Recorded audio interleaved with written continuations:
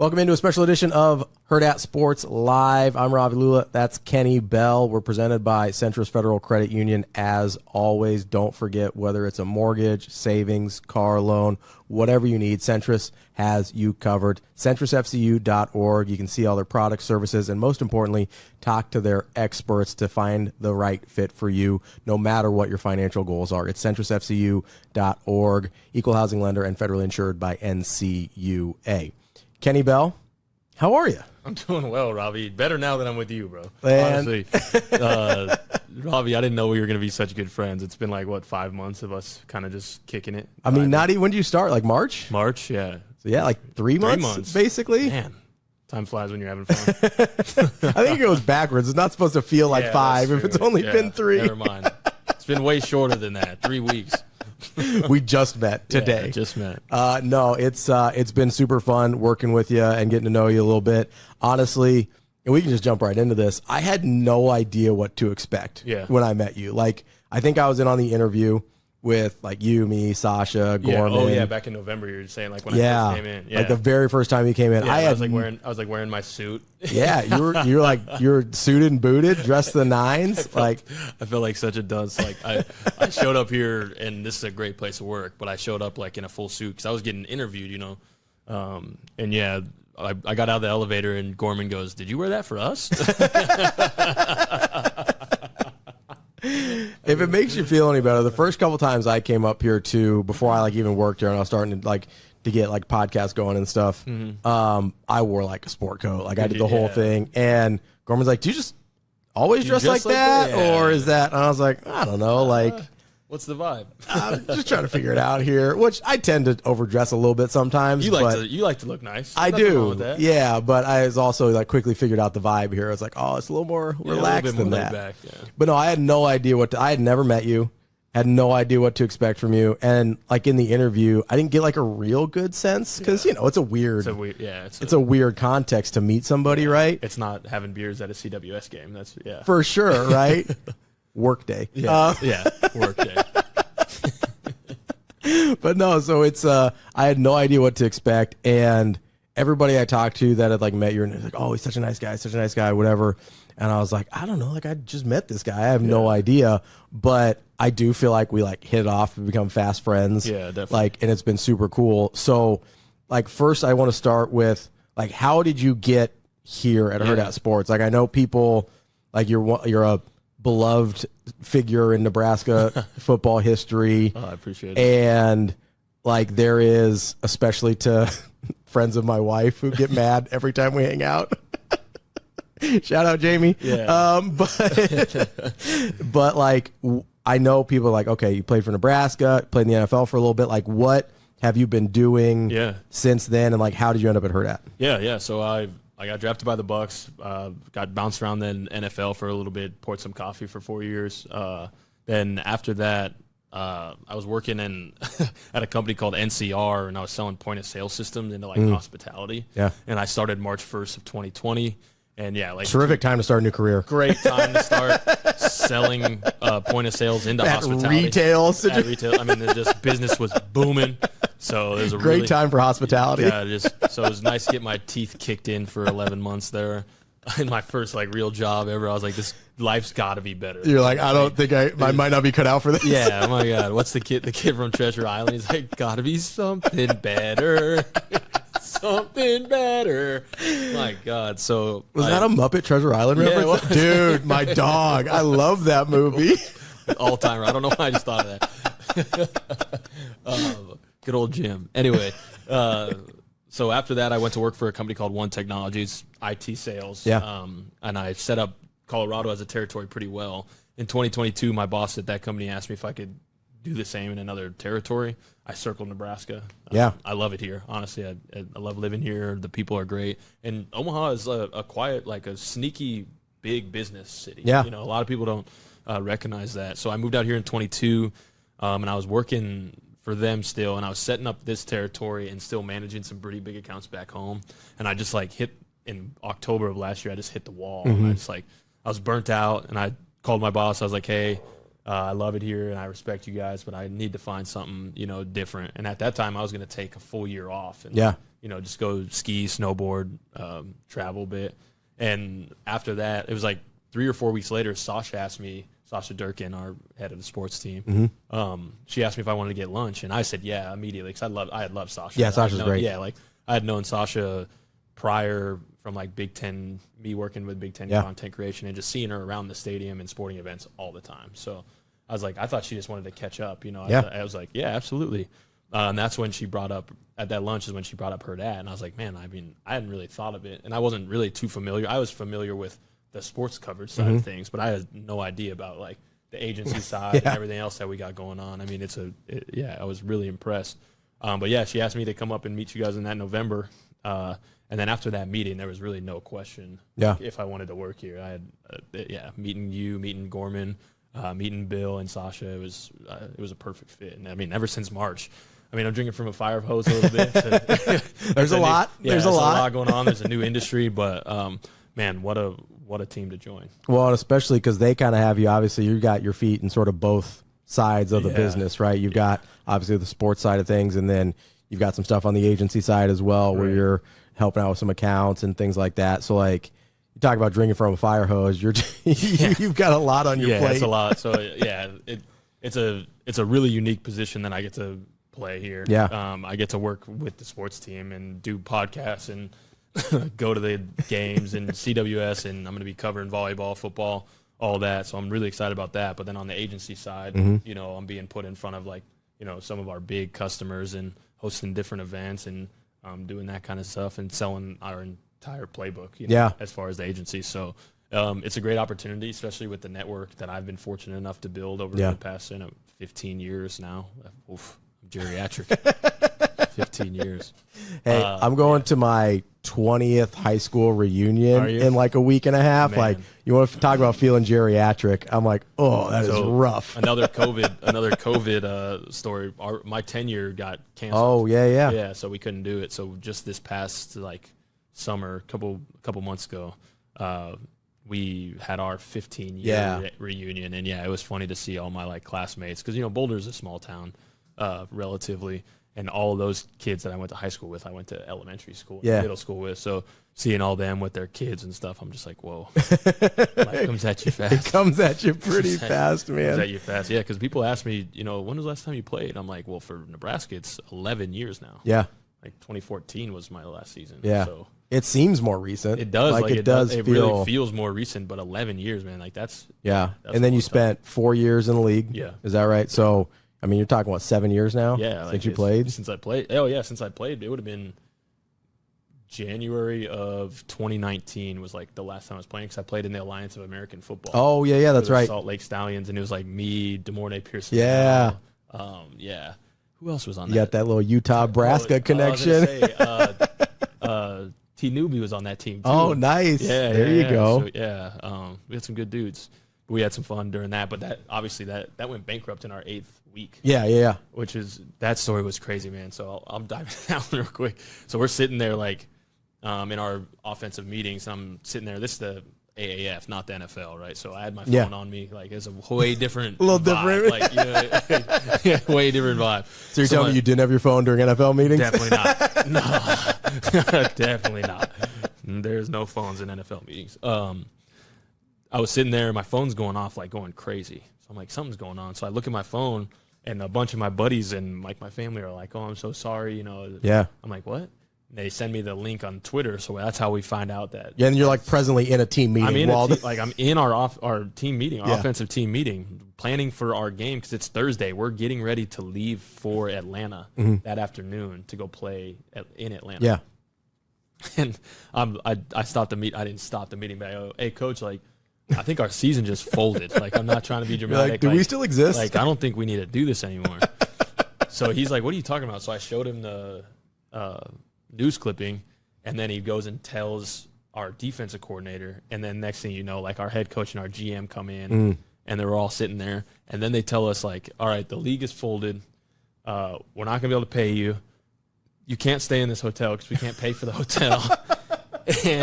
And we can't pay for your flights home. So you got to go good home. luck. Right? Yeah. So like, and that's it. So like for me, I laugh about it. It's messed up, and I'm very sorry to the guys that had that experience, because some of them were really trying to get to the NFL. Yeah, right? yeah. Like, for me, I was in the end of my career. Like Yeah. this is my last year, maybe another year of this. Like, Yeah. but having fun playing the game. Yeah. Because the NFL had taken it, just beating it out of me. Yeah. So I was like, all right, well, I'm okay. Like, I'll catch a flight out here. But there's guys that, like, they had their dogs out there, Yeah. their wives. Like, they couldn't stay in the hotel, so they had to pack up their truck and, like, drive from Salt Lake to, like, Nashville. Yeah.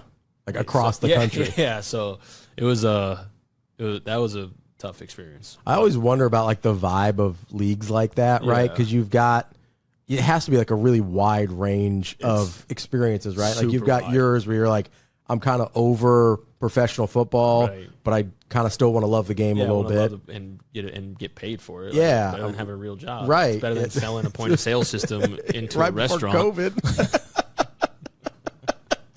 But your timing's impeccable. Yeah. Or like, Always is. but then you've got guys that you're talking about. They're like, hey, this is the thing they're trying to get either back to the NFL or to the NFL for the first time. Yeah. And it's just such like a wild, like, array of, like, I can't even imagine trying to get a team on the same page when Right. you've got all sorts You of. put it perfectly, right? Like, because like in college, there's like there's like you're in sync with one another in terms of goals, probably. Yeah. At least generally speaking, right? With anything else, like NFL, you're all trying to same thing. Like, Yeah. you're the same general level, that kind of stuff. But And everybody's outside like of- a same level of seriousness, at Yeah. least, right? Like, where you're like, hey, this is full-time job. We're Yeah, making but- real money. Like, this is, That's know. a great point. Yeah, I'm sorry, I'm thinking about it. Yeah, because like in the NFL, you're all relative, not the same level, but you all have the same goals. But like when you get to that kind of league, Yeah. And I'm trying to think of, I would like to compare it to like the XFL or UFL a little bit, but it even seems like those have become really competitive. It's probably somewhere between like the XFL and like indoor football.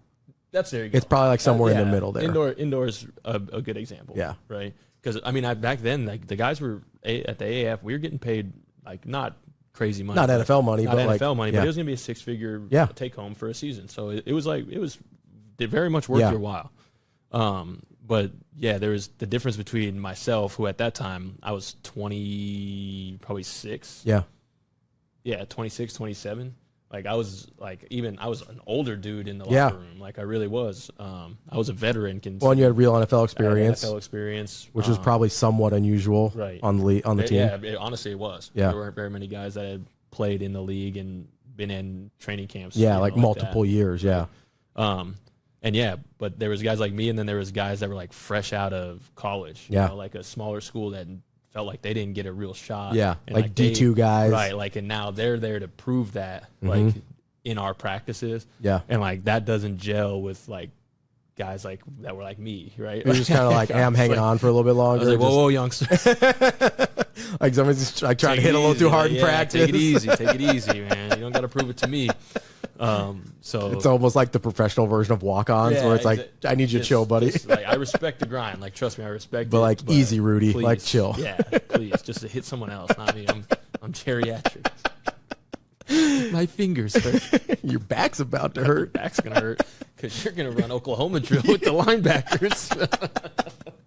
No, man, it is. It's like minor league sports are wild, right? Because you do have just this crazy array. The money is like, I worked is a loose term. I was around the Omaha Nighthawks when they were here back in the day in like the UFL. And like the first year, it seemed like this real thing, big success. Right. And then year 2, everything just sort of falls apart. Like people lose interest in funding and people are not getting paid. And you're just walking around. You're like, and you're like, Jeff Garcia was on the team last year. Like that's a Pro Bowl NFL quarterback. Like a good player. Still in his 30s. Yeah. Like Amon Green was on the team last year. And you're like, what's happening right now? You're like looking around and you're like, I'm so confused. Like minor league sports are wild. And I just, it's a fascinating, I think, kind of dynamic because I don't know, this is probably getting way too deep about it, but like one of my biggest fears in my own life is having my self-belief outweigh my self-awareness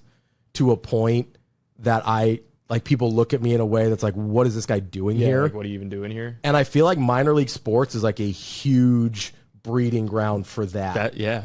Where you're just like, hey, there's some of these dudes that like okay, you were an okay D2 player. You're a good player, right? Yes. Like, not trying to take it away from you. But like you're so many like levels away from the NFL. Like you're so removed from that. And like their self-belief is admirable and incredible, but the self-awareness about it is down here. There was an epidemic of that. Yeah. In that AAF league. And that's not, I'm not taking away from those guys' talent. Absolutely right? not. But I mean, they're way more talented than me than anything. Like I get it. Like there's guys in that league that were more talented than me, right? Yeah. There's guys that went on and played. Michael, what was his name? Michael, a D tackle for us, went on and played for the Broncos for like 4 years. Yeah. Great player. But so you had guys with real guys that could definitely play NFL aspirations right. that were legitimate. But yeah, I mean, there's an important distinction on the levels to it, right? Like, yeah.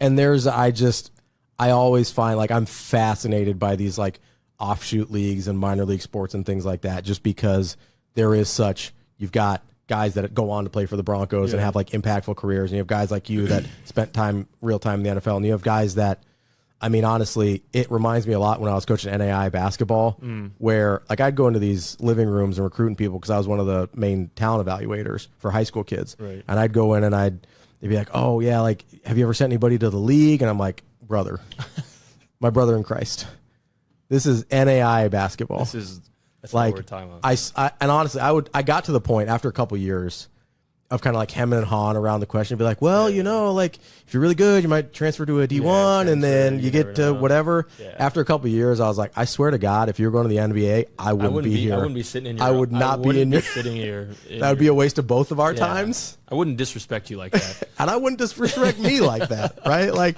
zero interest. Just sitting in the living room of a 7-foot Eastern European. Yes, dude. right. Like, I'm sorry, brother. This ain't. And it was never a 7-footer. It was always a 5'10" point guard. Yeah. And I was like, buddy, I got bad news. Sorry, dude. I also got good news. I can get you to school for free. We're gonna get you an education, and you're gonna have a great time. And you're gonna be a really good NAI basketball player.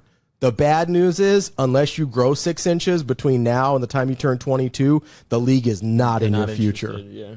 And I was like, listen, if you're really, really good and you take it really seriously, you can get a contract in Europe. My question is, what are the odds of the athlete that hears that their whole life and then I come in the door? No, and then they make it. You know what I mean? Because I think I feel like you don't hear stories like that anymore, where you're just like, oh, his whole life they told him he wouldn't make it. You know, he was never going to be good enough. No, that doesn't exist. Like, no, you know what I mean? Like, the opposite happens. Yeah, you're like now. As talent is evaluated so young. Yeah, now, that like I feel like the overhype is way more likely than the under. Like it was going beneath the waves. Such a hard job to be the guy that like crushed the dream. Because that was really what I was doing, right? Like when you have an NAI assistant coach walking in your door. No, I know it's just hilarious when you view it that way. Oh, I was super aware of what I was doing because, and you know why? Tough. You know why I was aware? Because JUCOs would come in here and still sell the dream, and I would lose guys to JUCOs because I wouldn't lie to them. Weren't lying to them. And like JUCOs, it's like, oh yeah, we send guys to D1. It's like, not you. Don't. They're going to recruit 50 of you.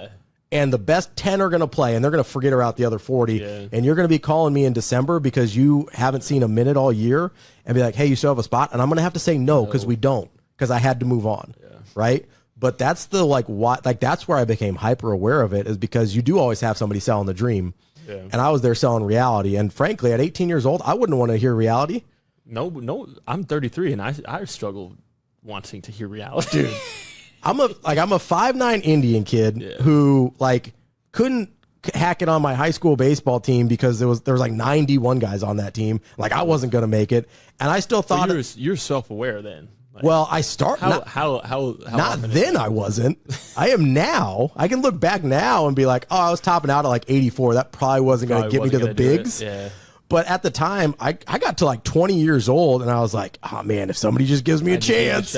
And I'm like, nope, that's not in the cards, right? Yeah, but that's human nature. We're all the stars of our own movie. Oh, 100%. Right? So that's hilarious. Like everybody's got the main character energy, Absolutely. Right? So that's why, like, I just hearing the AAF stories, I just had like this huge flashback to like recruiting NAI players, because I'm like, man, it doesn't matter what league, what level, who the guy is, how old you are. Yeah. Like there's always a little bit of that, Absolutely. right? Of just like chasing the dream. Especially if you're in athletics, right? Yes. Like if you're competing in any way, like especially and you have aspirations to compete at a high level, Yeah. you have to have somewhat of the I think I'm the dude. Yeah. Like Was there ever like, obviously you were good enough in high school to get recruited at Nebraska, another Power 5, Power 4, whatever it was when back in Power the, Conference. back in the 1900s, back in the day. back in the 20th century when you played. To be clear, I'm older than Kenny by several years. These are his jokes about being old, not mine, because I'm older. It's all in but like, yeah, it's like you were obviously good enough to get like multiple Power 5 offers. You're going on visits and stuff like that. Obviously, you're good enough to get drafted in the NFL. Like, was there a moment for you where you're like, oh, there's levels to this and I'm probably not? Like, was there a moment of self-awareness for you in your football journey? I think, multiple. I think a lot of players, and the guys that don't, I think, are lying. I obviously, there's some freaks that just step on the field and it's like, I'm just going to dominate. Zero adjustment. Everything. Yeah. It's like, I don't care.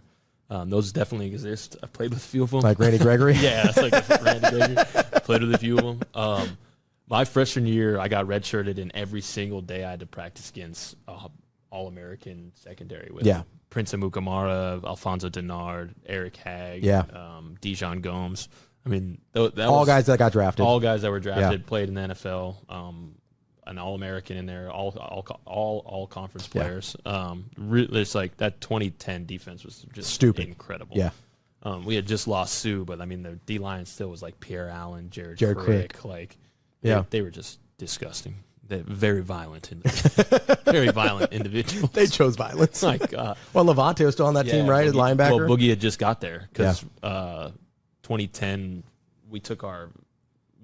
2010 him and Yoshi Hardrick transferred in from what was the JUCO called? BK transferred in from the JUCO too. I can't remember. Oh, is it Gardner? No, it was one of them Kansas, wasn't it? Yeah, it was either Kansas or Missouri. Anyway, those Kansas JUCOs are nasty. They came in. These dudes were balling. Yeah. Fort something. Oh, Fort Scott. Fort Scott. Yeah. Fort Scott. They came in 2010, and they were. I was getting just torched every day. Yeah. At practice because it was Prince Amukamara, and at that time, I mean, I'm a twig now, but at that time, you're like an 18-year-old twig, I was right? I was a 17-and-a-half-year-old twig. So they were putting hands on me daily, and it was tough, but it made me compete hard. Yeah. So for a bit, I wanted to when I first got to Nebraska, I didn't really have friends. I wasn't as outgoing. I was in culture shock, Yeah. Coming from Boulder into Lincoln.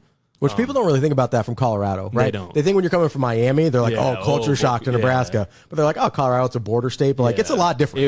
It's a different place. Like, I wasn't coming from Sterling, right? Like, I'm not at Eastern Colorado. Like, I'm from Boulder, Colorado. So, pretty different. Yeah. From the bosom of the Front Range in Colorado. Like, So, different lifestyles. But I obviously learned to love it. But I was struggling, right?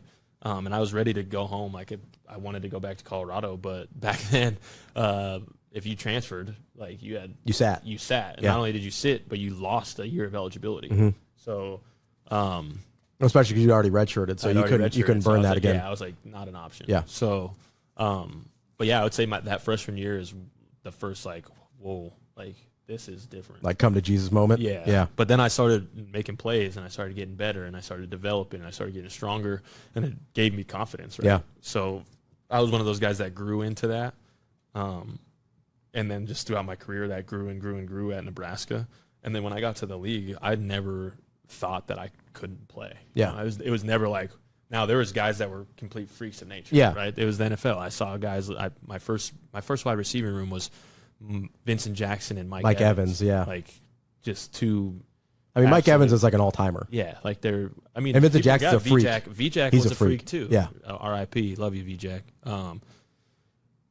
Just absolute freaks of nature, and I wasn't built like that because I entered the league right as that Megatron era was ending. Yeah. Right? Because the talent. Giants. Yeah, talent comes in waves. Yeah, yeah. Like right now, they're looking for the Justin Jeffersons and the Jamar. Jamar Chases. Those guys.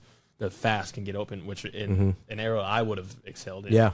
But my era was Mike Evans, Vincent Jackson. Big targets. Huge targets. Like 6'5". With huge catch radius. Can get off the press. Like, that's what they were looking for. So it was a lot different. Then I went to Baltimore, and my room was Mike Wallace, Steve Smith Sr.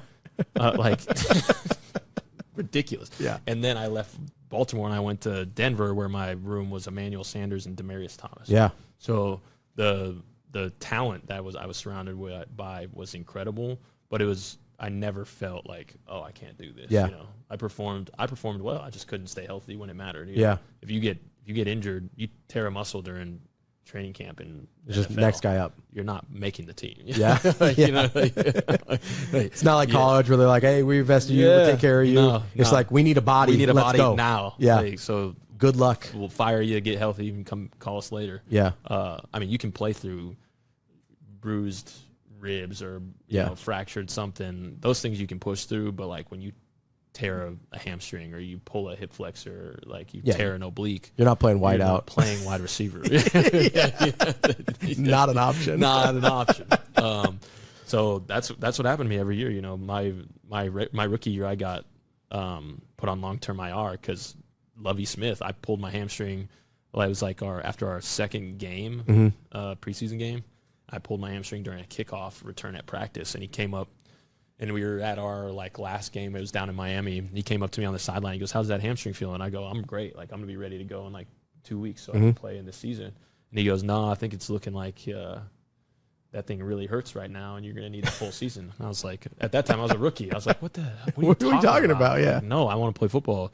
Little did I know, he came up to me later. He's like, hamstrings cost Lovie Smith his NFL career. So he pulled his hamstring like I did, and he's like, if you don't take care of that thing, they'll linger your whole career, and it'll ruin you. Sure enough, next year, we got through training camp and had a little hamstring thing. Lovey wasn't there anymore. They fired him, but they let me go. I got picked up by Baltimore like 6 weeks into the season. They kept me on P squad the whole year. Yeah. And then they signed me as a futures for the next year because they liked me. I was playing good football. We come into training camp that next year, in our first like full padded practice, I made this catch, but I had a grade 2 tear in my hamstring, and it was like that was one of the worst ones I ever had.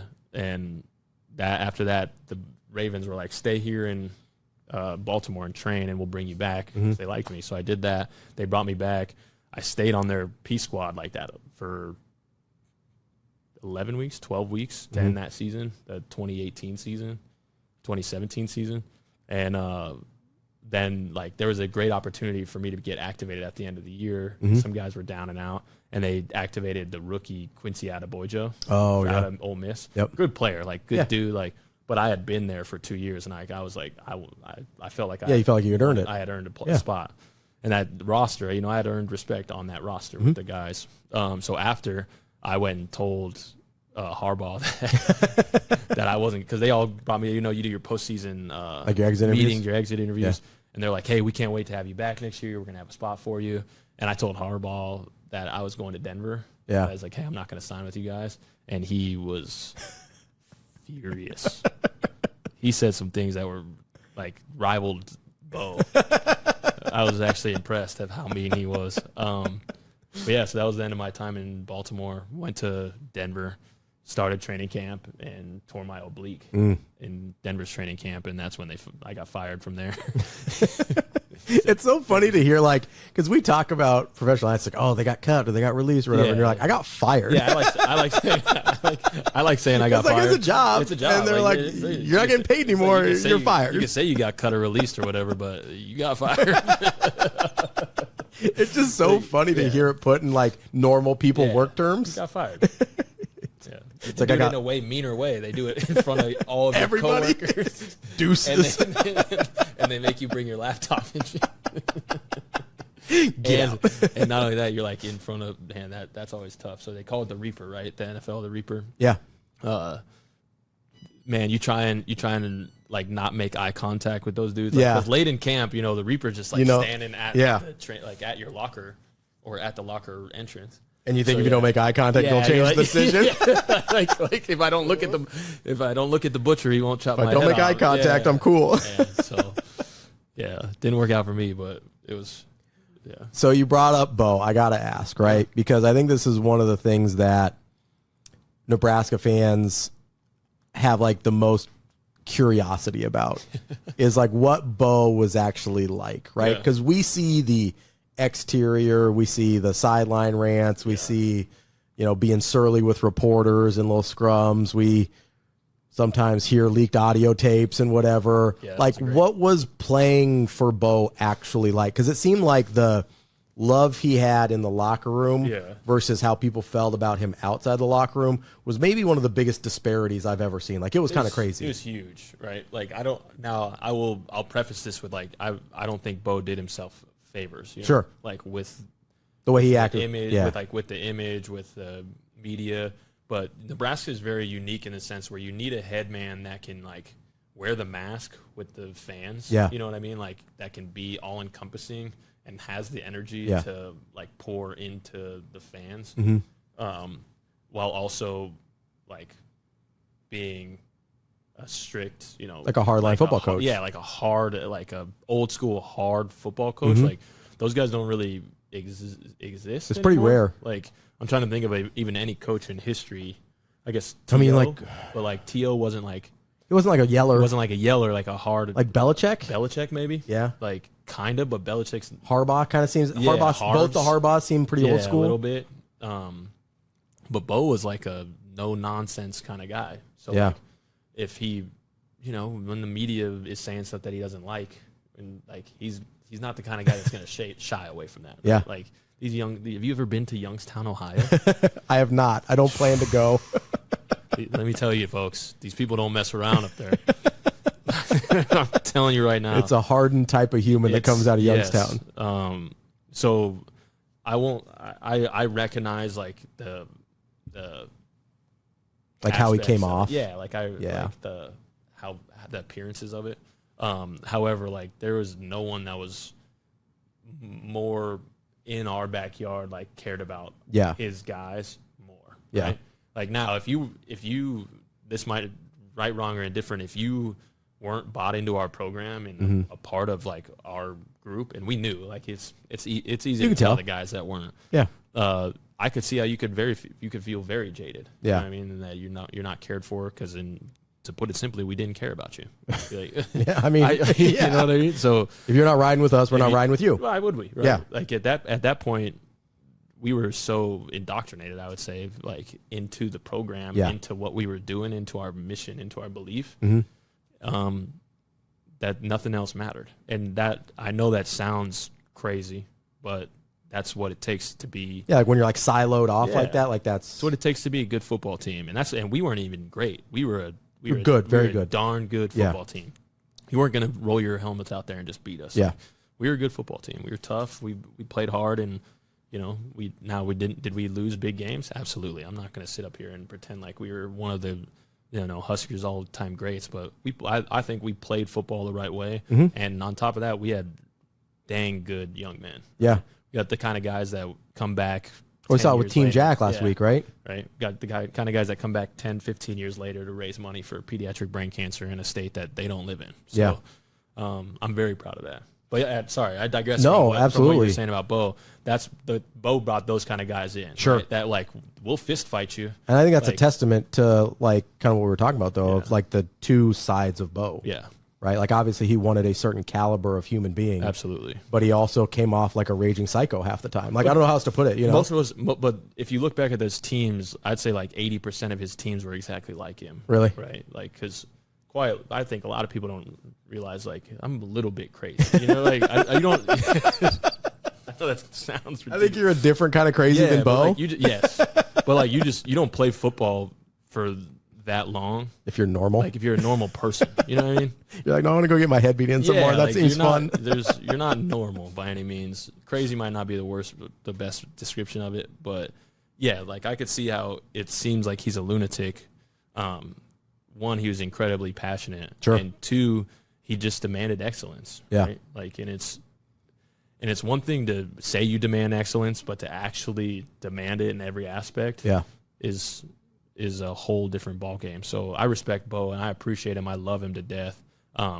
some of his actions I don't think were the best. So you also kind of get it though, right? Yeah, like I completely understand like a Husker fan that is like, he's not my favorite, you know? Well, when you have that kind of exterior persona, you have to win a lot. You have to win. Like a lot.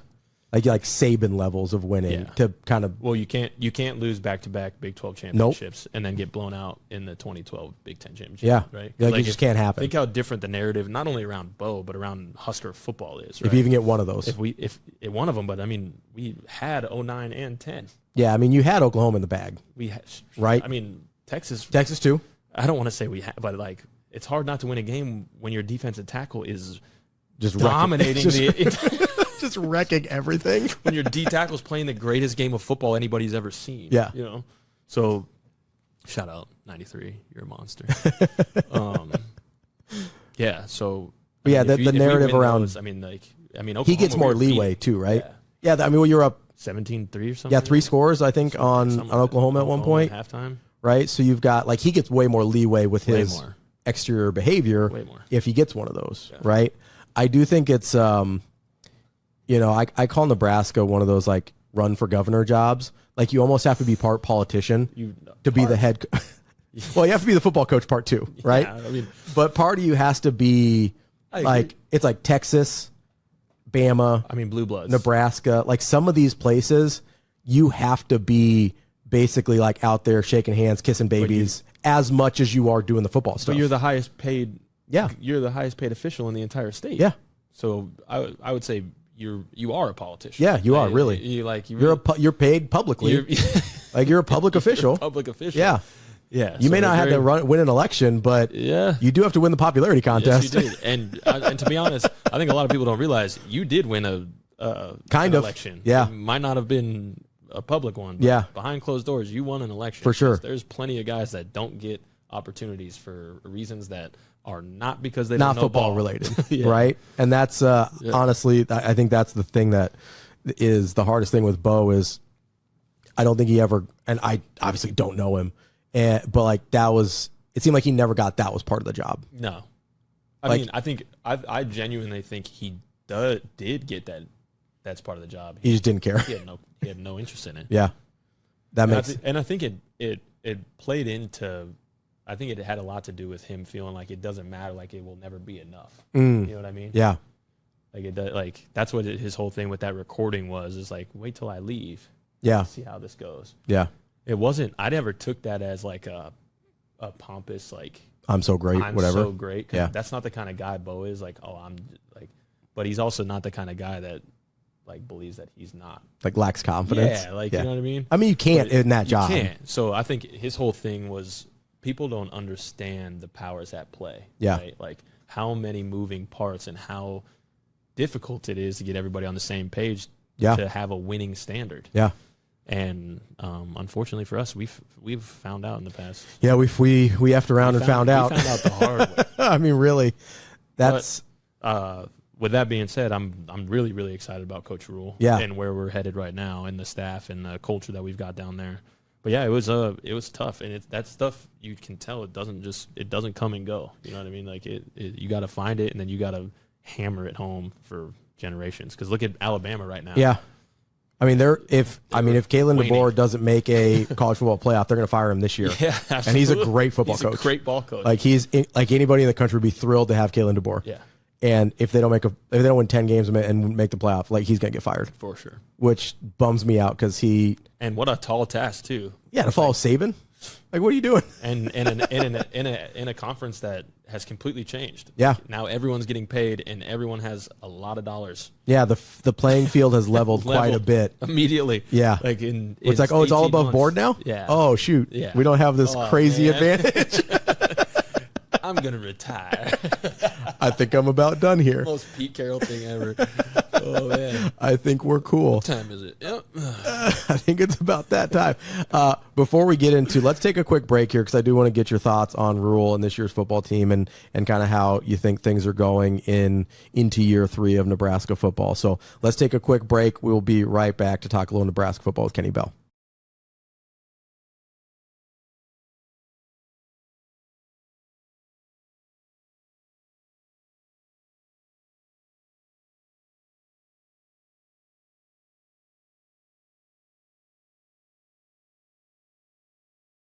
At Centris Federal Credit Union, we understand that the journey of building your own business typically starts with modest beginnings.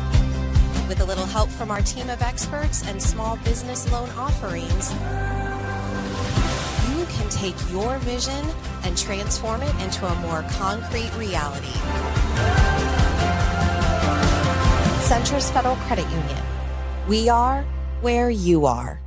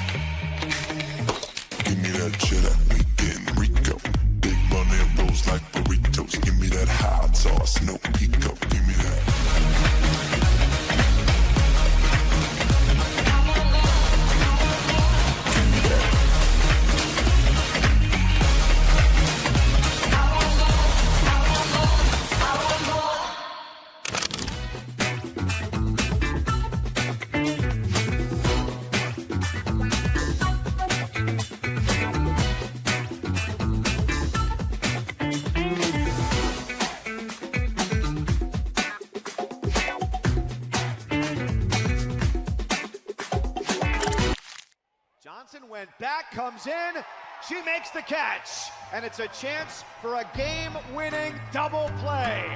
That's how it ends. The Arkansas Razorbacks are headed back to Super Regionals. What kind of goes through your mind as you're preparing to give that final speech? It's the worst speech of all time because you don't want to rehearse it because then it sounds like you knew it was coming.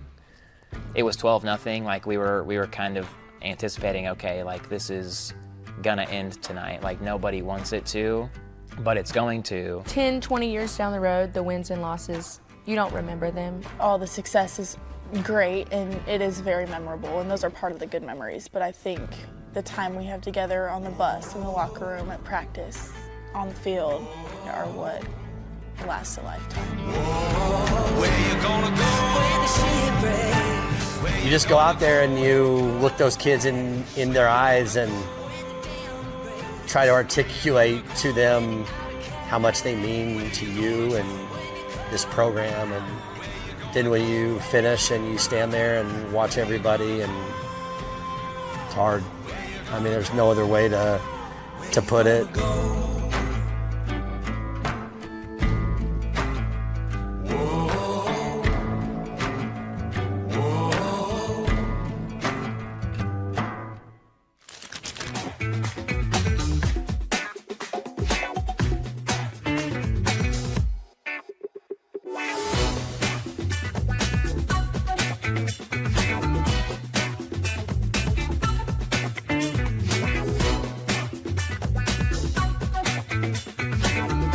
Avery Howard here with Nebraska Volleyball, Skylar Pierce. Skylar, you're just telling me this is your second year helping at Harrison's camps. You told me there's a lot of kids here that even recognize you. How special is that for you? It's so special just because you never really understand the impact that you're making on people, but when you come to these events or like even other sporting events, you just can see their face light up and it's just such a wholesome feeling. Yeah.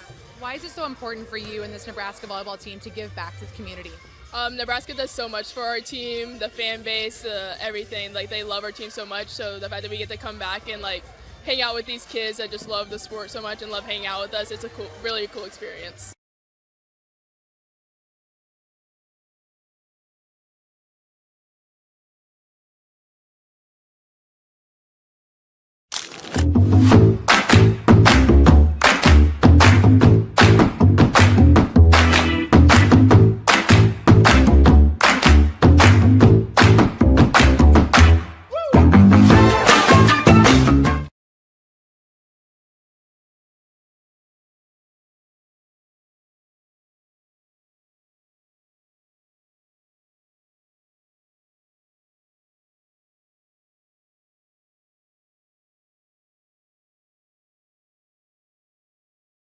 Welcome back to a special edition of Hurrdat Sports Live. That's Kenny Bell. I'm Ravi Lulla, reminding you, if you're out on the roads, make sure you got that seatbelt fastened and make it click. It prevents injuries and saves lives, but only if worn properly. This message from the NDOT Highway Safety Office. We're here with Kenny Bell. Wear your seatbelts. Yeah, wear your seatbelts, guys. Wear your seatbelts. Do it. Do it. Do it. I wanted to talk to you a little bit about this year's Nebraska team. Yeah. A lot of high hopes, I think, including myself included. It's funny because I really don't consider myself like a media member, especially because I don't like cover a beat, you know? Like I'm not a beat writer. Like I root for Nebraska the same way I did when I was a kid. Yeah. You know, because obviously grew up here and had a lot of those experiences. Not watching the game necessarily like for a story. Yeah, like especially the first time. I'll watch a game a couple times to make sure I don't miss anything because, you know, DB's not going to, right? Like that dude's retention is stupid. Yeah. And so I'll watch it a couple of times to make sure I don't miss anything. But the first watch, like I'm just watching like a fan, right? And I'm not looking for a take or analysis. I'm just like, what defense are they in? What are they I'm just like, dear God, get the first down. Score. I really hope we get the punt off. Right? I hope we get the punt off. Too soon? Is it too soon to make that joke? Not for me. I like Mike Eckler, we're gonna fix it, right? Coach Eck, yeah. He was there when you were there, right? Heck yeah, Coach Eckler's the man. So they will turn that thing around. Like, make no mistake, Coach Eckler is a Bo Pelini guy. Yeah, like that's you can tell with the energy. Yeah, man. He coached linebackers when I was there. He obviously coached Levante David. He coached Will Compton. Yeah, he coached Fish. I mean, he coached phenomenal guys. He go on YouTube and search Mike Eckler sideline throw. You will see one of the funniest videos. They're playing. I can't remember who we're playing. I think we were playing like Kansas or K-State. And there's an incomplete pass thrown in the sideline, and Mike not paying attention, and it one hops and just smokes him. Right in the goods. Yeah, in the goods. Like, oh my God! Like, could not have caught him cleaner. Yeah, poor guy. I know he still feels that one. And he's he's a little bit of a strange duck. Oh, yeah, but in the best of ways. Yeah, but he's one of he coaches linebackers, man. He's one of those like fired up, always screaming, like headbutt people with helmets on. Like that dude. Great to see him. I love Coach Eck, but yeah, I think that might be our most improved area on the team this year. Yeah. I like to see the O-line really improve. That was who I was watching during the spring. Obviously, it's spring ball, so you don't get the best looks at them. But I think those two areas, if we can improve on that, we're going to be night and day better. I don't know anything about the wideouts that just transferred. Sure, like Dane Key and Isaiah Hunter. From Cal. I need to do way more research on those young men. I'm really excited about. I don't want to say the changes we made at wide receivers. That's not true. I liked Coach McGuire. Coach McGuire. I thought he was a good coach. I thought he. Where did he go? He's got a good. He's down in Texas Tech. With his dad. Yeah. Yep. In Lubbock. So I will wish to him the best. But I think we got a great wide receivers coach. He played with Brandon Riley. Oh, did he? At the Bills, yeah. Okay, yeah, there you go. So I'm excited to see what that room has to offer because man, we've got a special one under center. We really do. So to see how he's going to progress over this next year and to see him with some significant talent around him, I think we could make some noise. I mean, even some guys that were in the room last year for wide receivers, like I feel like we kind of forget how good Ja'Cory Barney was last year. Some people forget. Not you. I don't forget the White House. That's a dude where I said this multiple times last year. I'm a huge Ja'Cory Barney fan. Yeah. That dude at whatever he weighs, I don't think it's what he's listed at, but whatever he weighs, he's not a big guy, but that might be the toughest dude on the team. Like he got laid out multiple times, all the time, at least once a game, and pops right back up. You know what I love about it's one thing to pop back up, but it's when a wideout is going up for a rock, you can tell if they know they're going to get hit, if they're looking, or if they're focused on the catch. And that young man focused on the rock. He's gonna catch it. He might get his head taken off, but he'll pop right back up. Yeah, and I think the most he'll be in the next play too. Yeah, right. Like he's not like I'll pop back up and I'm running off to the sideline. It's like I can fake it for 10 seconds to get to the sideline. I've done that. I think pop up and just can't feel the right side of your body. You're like, I'm cool. It's like, I'm I'm cool. all right. I'm just gonna go get some water. Just need a quick breather. Just a quick- I'm fine. I'm good.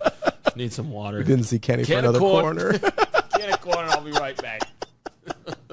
But no, I think Ja'Cory Barney's a guy that I look at and I go, man, that dude had a great true freshman season under some circumstances that were not, I think they didn't always have a great plan necessarily to get him the ball in advantageous spots. Yeah.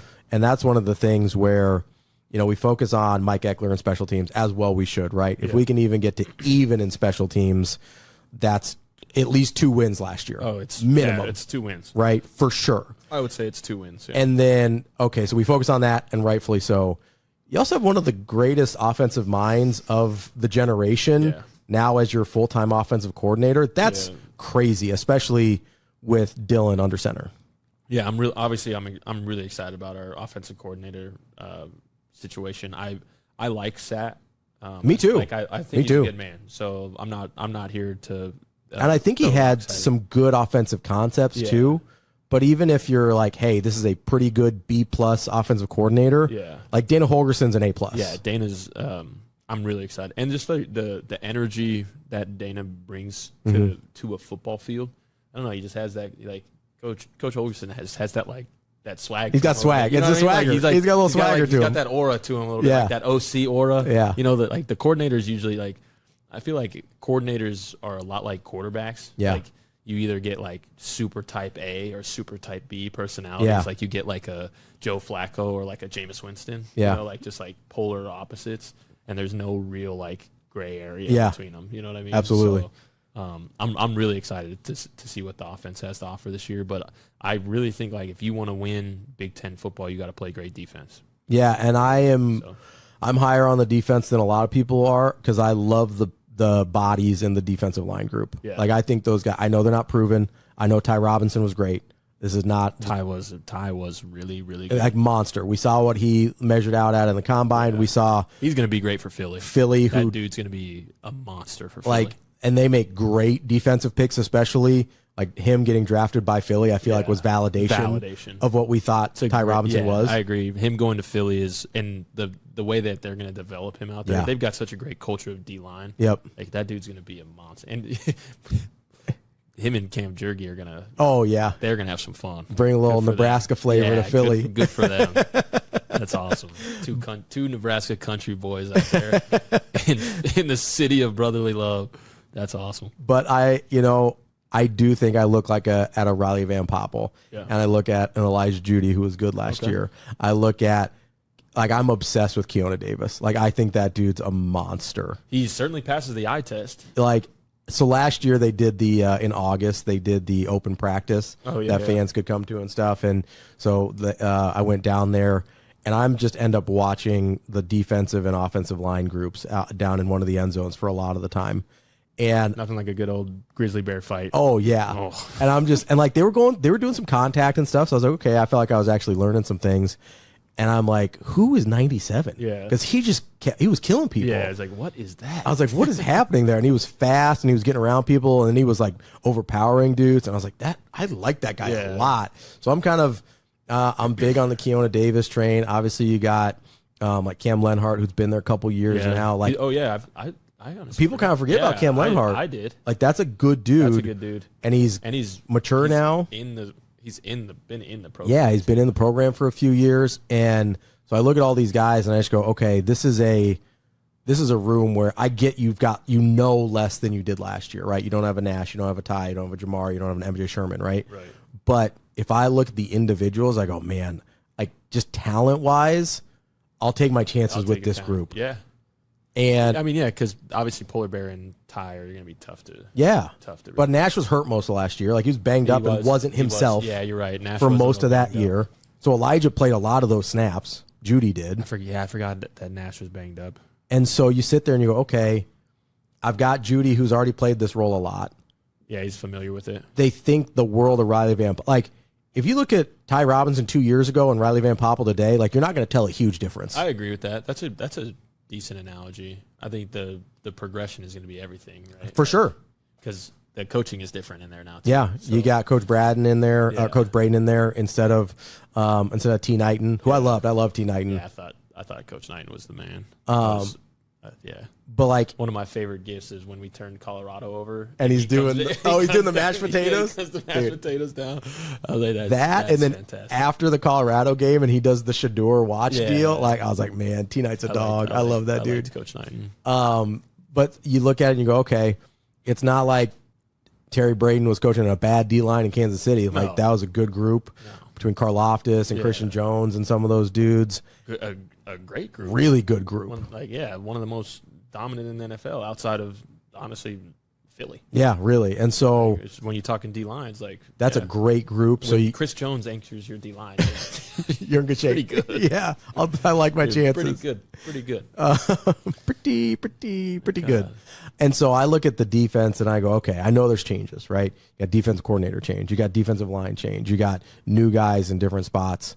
But if that D line can turn into like what I think they can, I think that unlocks the whole thing. Yes, I agree. I mean, I think the most important thing with our D line is going to be like, can we stop the run? Yeah. Because we play Big Ten football, so pressuring the quarterback isn't like, I think you can get after the quarterback in unique ways, right? You can manufacture some things with different play calls, with different looks, different blitzes. Stopping the run is you need a stout front seven. Yeah. That's it. Like that's period. Yeah. So you need a stout, disciplined front seven. Yeah. And when you face that, as an offense, it is miserable. Yeah. I'm telling you right now, I played against Wisconsin for 4 years. They had this dude named Chris Borland, and it felt like he was everywhere. Monster. Unbelievably good. And they were tough, they were disciplined, and they just played hats to the ball. And that's what I'd like to see out of our defense. There's nothing more discouraging than when you're playing offense than when you get tackled and then on the film, you turn on the film and just 10 hats get off. Like just 10 opposing helmets just jump off. You're like, oh, that's everybody. You're like, oh, that's why I feel this way today. That's why I feel like I got hit by a car. Yeah, defense that can, the first two guys stand them up and then the rest just rally. rush. Yeah. Oof. Michigan played that way. Wisconsin played that way from 2010 to 2015. You know, they rallied to the ball, and I mean, I'm not kidding. They make you feel it. Yeah. People don't realize you hit the third quarter, and you're just like, oh, ow. There is something to I think people kind of overlook. Like there are certain football teams where you get to second half, third quarter, fourth quarter, and you just don't want to play against them anymore. Yeah. You're just like, I would be cool if we were done here. We were, honestly, I think you were one of those. We were the team. Yeah. Right? Because if you look at the 2012 season, we lost to Ohio State. We got boat raced, and then Bo said that we were going to win every single game out. And we came back, and I think our last 7 games, I think 6 of the 7 were fourth quarter, like second half comebacks. Yeah. So yeah, like we were that team. We knew it. Like if we could weather the storm of us making mistake on offense, doing something stupid, and then we could go beat you up for 2.5, 3 quarters. And come the fourth quarter, we were very confident that we were feeling much better. Than, you'll like your chances if you get them into deep water. Yeah. No, that's I think that's the kind of team. And honestly, I think that's part of the reason, so many people resonated with those Bo teams. It's because it was a characteristic that people appreciated about Nebraska. And like, there's certain teams, I don't know if you got this from obviously being from Colorado, but like having been here for your college career and then having lived back here for another few years since then, like there's certain things that Nebraskans want out of their football team. Absolutely. And not just wins and losses, right? Like characteristics. Yeah, not just their team, their players, their coaching staff, like the messaging behind it. Yes, absolutely. And like the way they play, I do feel like Nebraskans want kind of a physically punishing football team. Absolutely. But they want a physically punishing team, but they don't want a team that does. They don't want Iowa. And then that like shakes their head in your face too. They don't want a cocky team. They don't want a cocky team. Like that you couldn't be like the '88 Miami. You know what I mean? Where like you're beating the heck out of everybody and you're just like dancing. Like that would not fly here. So like there's just such a happy medium to what fan expectations is good football, which is like. I love the fans. I love Husker Nation. I'll never complain about it, but it's just unrealistic, right? Sure. Like I don't care how you win if you win. I promise if Nebraska starts winning, all the rest of it we'll deal with. Yeah, I agree. You're not wrong there. We'll deal with, because I think that's one thing that, like, if you go back, and I'm just enough older than you that like I just remember the 90s teams, like living through it in real time. Like those teams were pretty swaggy. There was some like they would let you know about it. You seen those guys? Like you see them today still. You see those guys? You see them to this day. And so I do think there's like, hey, if you get to a certain level of winning, Nebraskans will kind of let you do whatever. Yeah, you like just got to win. You could talk about it, but like you better go get those W's. Win. But if you're going to win, like, I mean, I think that was the big thing with some of the Bo teams, right? If you're going to win 9 games a year, they better like all the other stuff. Yeah. Like they better like all the other stuff. You better not be caught on a hot mic saying this and that. Yeah. So I understand that. You better like all the other stuff if you're going to stick around 9 wins, right? And I do, man, I just hope because, you know, we talked about kind of dealing with this place as a job, right? I love Coach Rule. Like, I think that's a dude that's uniquely suited for this place. And I do just hope more than anything that the wins start to come enough that he gets a chance to be here long term. I agree. Yeah, that's the biggest thing. 'Cause I think he's a great fit for us. Like he gets it. Mm-hmm. He's a competitive dude. It seems like he actually likes it here. He actually likes it here. It seems, which is rarer than you think. Which is rarer than you think. I'm not trying. It's just rarer than you think. It is. It's not for everyone, especially when you got coaches that move around a ton. They're from different areas. Like he's not from here. He's from New York. And then you feel jaded because you won 9 games and got fired over it. Like a lot of mixed emotions for sure. So I think he gets it. I think he's a great coach. But yeah, it doesn't matter because if he wins 5 games this year, people are gonna lose their mind. Doesn't matter how good of a guy you are. Like Mike Riley found that out. Yeah. Doesn't matter how good of a dude you are. Which wow, I love Mike Riley, but what a lottery ticket he hit. That's one of the greatest stories in all of coaching history.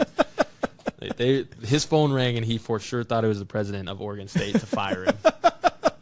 And he walked in his office with his buddies and were like, guys, I got some good news and I got some bad news. More like, I got some good news and I got some great news. Yeah, honestly, I got some good news and I've got some better news. My goodness. The good news is we're leaving Corvallis. The better news is that Nebraska is hiring us. And we're all getting paid. Yeah. My God. They must have done a party. I think nobody was more shocked than probably him. He's like, Lincoln, Nebraska, he's like spam. He's like 402. That's weird. Oh, anybody in Nebraska.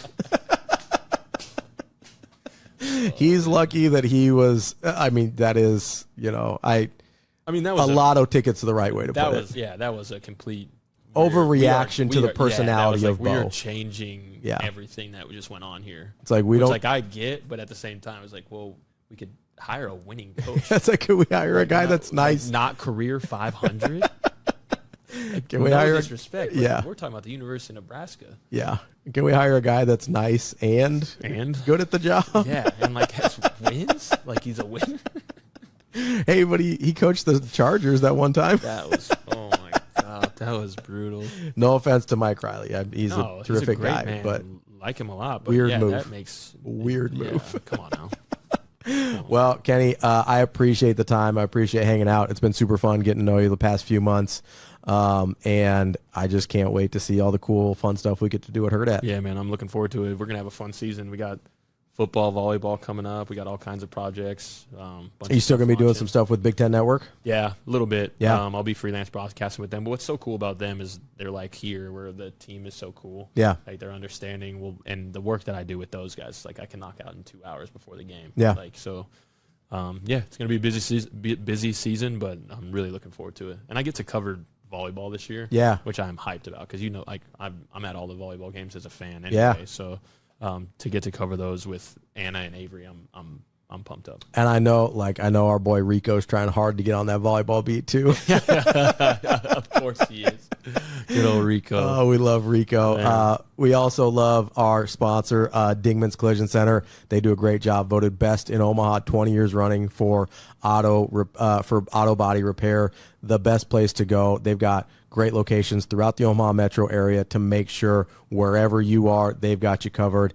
And they're locally and family owned and operated right here in your community. They're a part of the same community that you are, and they take pride in that. Make sure you go check out Dingman's Collision Center for all of your auto body needs. I actually need to get in there. Need to talk to my guy. Yeah, great family, great body shop. I mean, those places are scattered throughout Omaha, and Travis.